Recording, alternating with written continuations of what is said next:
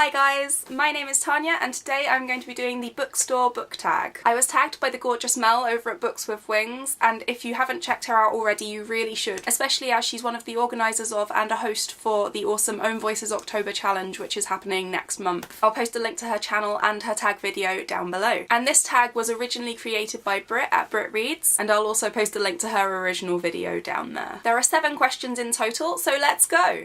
Number 1. The beginning of your trip. You walk into a bookstore and you instantly feel happy. Name a book that has a perfect beginning. For this, I've chosen The Secret of Platform 13 by Eva Ibbotson. I read this when I was a lot younger, but it's one of those books that I kept checking out of the library, and I finally downloaded my own copy on Kindle when the book group that I was part of at uni decided to read it. So it begins. If you went into a school nowadays and said to the children, "What is a gump?" you would probably get some very silly answers. "It's a person without a brain, like a chump," a child might say. Or, "It's a camel whose hump has got stuck." Or even, "It's a kind of chewing gum." But once this wasn't so. Once, every child in the land could have told you that a gump was a special mound, a grassy bump on the earth, and that in this bump was a hidden door, which opened every so often to reveal a tunnel, which led to a completely different world. I just love the fantastical but no-nonsense tone of this. It reminds me of Roald Dahl, and it reminds me of childhood. Number 2, that sad moment when they don't have the book you were looking for. Name a book that made you bawl your eyes out. As so many books have made me cry, and so many things in general make me cry, I decided that for this tag I would take myself right back to the beginning with the first book that I actively remember making me cry. And this was The Bell Maker by Brian Jacks. It was the first book that I read from Brian Jacks' Redwall series, and it obviously made a big impression as I then grew up reading these books. The characters are always so vibrant, and for rodents they go to war a hell of a lot, so obviously there are deaths, and I wasn't quite prepared for this in this book, and one of the characters who I'd grown really attached to died, and I lost it. And I just remember being 10 years old in the living room with my mum and my sister and trying to hide the fact from them that I was crying. Number 3. That moment when you're just looking around and find a random book that just speaks to you. Name a hidden gem. For me, this is The Girl Who Walked on Air by Emma Carroll. This is a middle grade historical fiction and it's set in a Victorian circus. It has adventure, mystery, friendship, and an adorable dog, which just about all the things you could ask for in a book really, and it's just a gorgeously written, fun read. I was actually lucky enough to get to go to the book launch for this back in 2014 because Miss Carroll, as I've ended up knowing her, was one of my best friend's English teachers, and there were cupcakes and a performing dog at this book launch, so in my personal opinion, you know, you can't get much better than that, and Emma Carroll is a hidden gem who hasn't gotten enough attention yet and should be read. All of her books are fantastic.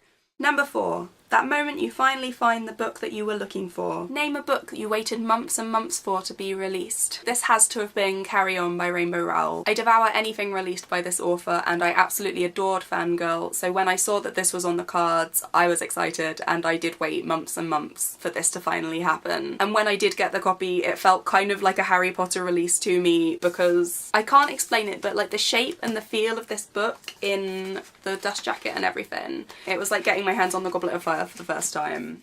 Number 5. That moment you see a book with a gorgeous cover and you just have to have it. Name a book you bought purely because of the cover. I am kind of cheating with this because this book is on a reading challenge that I set myself a long time ago, but I did already have it on Kindle, so I don't need a physical copy of this book, and it is this beautiful copy of Madame Bovary by Gustave Flaubert. It's just the pink and the purple. It's one of my favourite colour combinations. It's got the flowers and it's just, oh, it's so tactile and pretty and hardback and gorgeous and fabricy, and I couldn't not have it.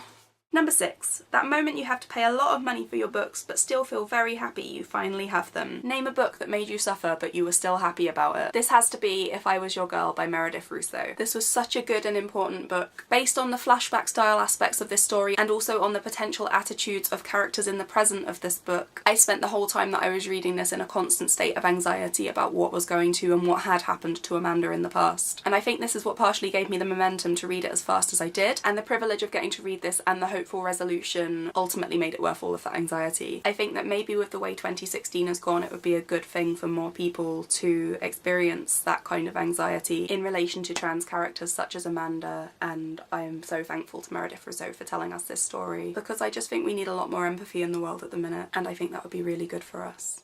And finally, number 7. Walking out of the bookstore feeling super happy and excited. Name a book with the perfect ending. This actually really got me stuck for a bit and I had to scroll back through my Goodreads as nothing on my shelves was immediately jumping out at me, and my eyes settled on the cover of Becoming Bindi Mackenzie by Jacqueline Moriarty, and I knew that it was the one. This is the third in a series of 4 interlinked novels, all told in various formats, from transcript and email to post-it notes on the fridge. And although I adore the whole series, Bindi Mackenzie is the one that really sticks in my heart. It takes a seemingly unlikable character and completely flips her around via this absolutely absurd mystery. The mysteries and intrigues in the first 2 books of this series are relatively plausible for a high school setting, but then the events of this story are completely out there, and this ends up making the resolution of this story even more relieving, sweet and endearing than any of the others in the series. So yeah, that was the Bookstore Book Tag. I'll tag some people down in the information bar, but if you want to do this tag, please feel free to go ahead. Let me know if you do it. I would love to see that video. I hope that you're all having an absolutely gorgeous day, and I will see you again very soon.